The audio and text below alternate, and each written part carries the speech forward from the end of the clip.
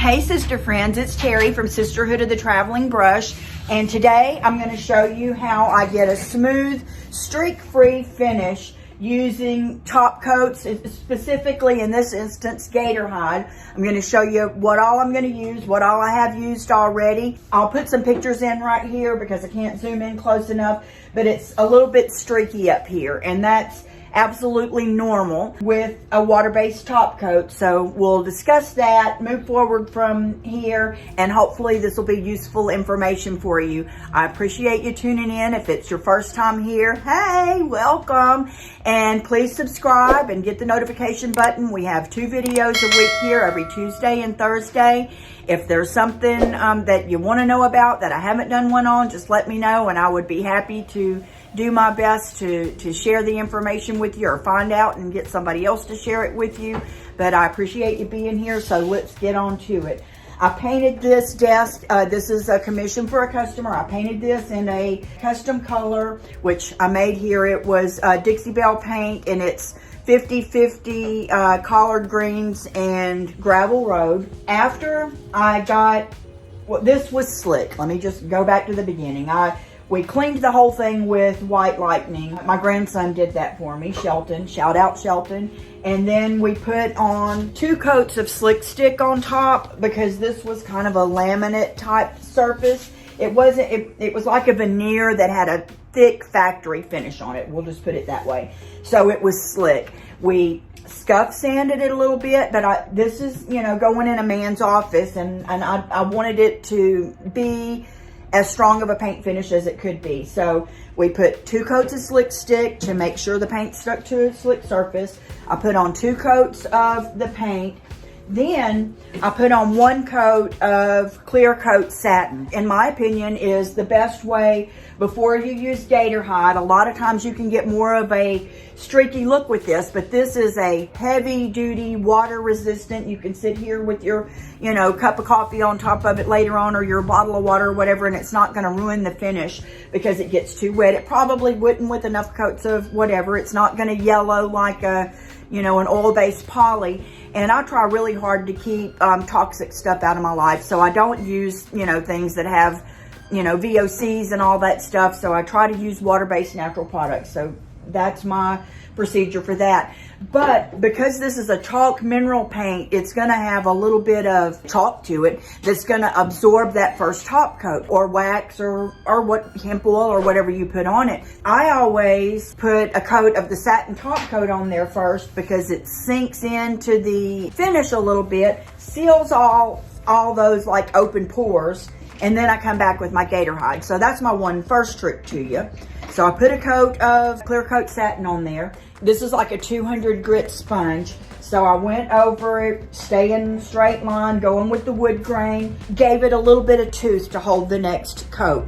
Wiped that off, cleaned it off just with some water, and then it was ready for Gator hide. I wanted to do my best to minimize the streaking and things that can happen. So I poured some in this cup. This is the exact one I used. And I just poured a little in, probably a teaspoon, maybe 3/4 of a teaspoon of the paint, the custom blended color, in with my Gator hide, stirred it up. So that helps with the streaking as well, because it, you know, helps to tint the streaks, I guess is the best way to put it. Okay, so that's where we were up to this point. I used a misted Gator hide sponge, started on one end, brought it straight down to the other end, making sure, this is one more tip here, making sure, you just let it kind of glide on top. Making sure to, and here's the way I do it, as I use this rolling stool all the time. Because if you use your arm this way to do it yourself, sitting in this spot, you're going to bow in the middle. That's just naturally how the body works, is it's going to bow a little. So you want to stand right here and walk this way, or get you a chair like me. This is a massage therapy chair, and roll. So that's how we got to where we're at right now. Woohoo, I'm way up there. Hey, y'all. These are the 2 tools we're going to use today. This is, I don't know how you say it, but the 4-0 steel wool. This is like from Harbor Freight or Walmart or someplace. At Lowe's, it may be from Lowe's, but you can unroll them like this And I think I will kind of double mine up like this. I want it big enough to go under my hand this way and fit my whole hand. Then we're gonna buff with this in a minute. But the first thing we wanna do is, I'm just gonna, and I'm not being gentle. This is, you know, not a tough thing that's gonna, you know, sand it like a sanding sponge, or I would still be using the sanding sponge. But what we're doing is trying to rub out any of the places where you can visibly see streaks.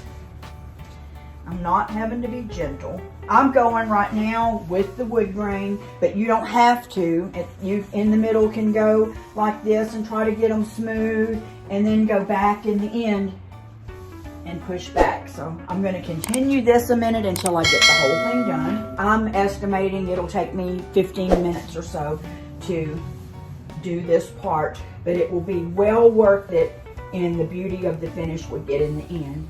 You can see it picks up a little bit at a time, not a whole lot. It's already starting to come to a shine just from the buffing from the steel wool. Rubbed this one nearly down to a nub and got another one out and worked with it a little bit. So probably 15 minutes. And this is like a buffing sponge. This is a Dixie Belle buffing sponge. So now I'm gonna buff with this for a little while. Just gonna start out in a circular motion because that's what's easiest for my arm. This is a little extra step and takes a little extra time, but it really gives a professional finish to your piece. This is where the difference between it looking like you painted your own and it looking like you have a professionally painted piece is these little steps like this. And there's no scratches or anything that were put in here from the steel wool or from this pad.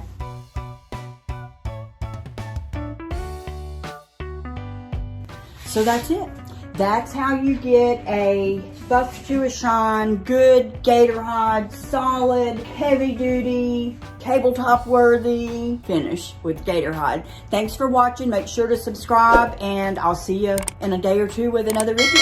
Bye.